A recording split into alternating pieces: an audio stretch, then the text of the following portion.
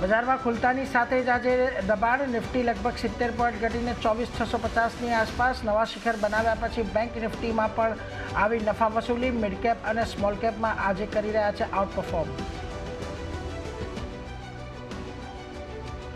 Defence શેર્સમાં આજે મજબૂતી. Defence index લગભગ 1.5% મજબૂત. ભારત ડાયનામિક્સ અને મઝગાંવ ડોક ફ્યુચર્સના ટોચના ગેઇનરના સામેલ. કોચિન શિપયાર્ડ અને ગાર્ડન રીચ પણ 4% સુધી વધ્યા. આજે આઈટી, એફએમસીજી અને કેપિટલ ગુડ્સમાં નરમાશ. ત્રણેય ઇન્ડેક્સ લગભગ 0.5% ઘટ્યા, જ્યારે રિયલ્ટી, મેટલ અને સરકારી બેંકોમાં હળવી ખરીદારી જોવા મળી.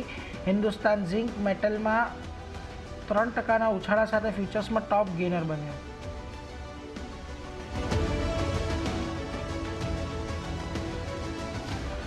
બ્લોક ડીલને કારણે યસ બેંક 8% ઘટ્યો અને ફ્યુચર્સમાં ટોપ લૂઝર બન્યો, જ્યારે 13.44% શેરના બ્લોક ડીલ પછી એપ્ટુસ વેલ્યુ લગભગ 8%નો ઘટાડો. આ સાથે ઓલા ઇલેક્ટ્રિકમાં પણ થઈ બ્લોક ડીલ, શેર 6% ઘટ્યો.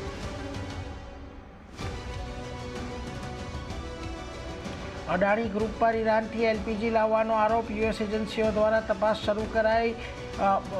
WSJ રિપોર્ટ મુજબ મુન્દ્રા પોર્ટ દ્વારા એલપીજી લાવવાનો આરોપ, જોકે અદાણી ગ્રુપે કર્યું ખંડન. આજે અદાણી ગ્રુપના શેર્સમાં આવ્યો ઘટાડો.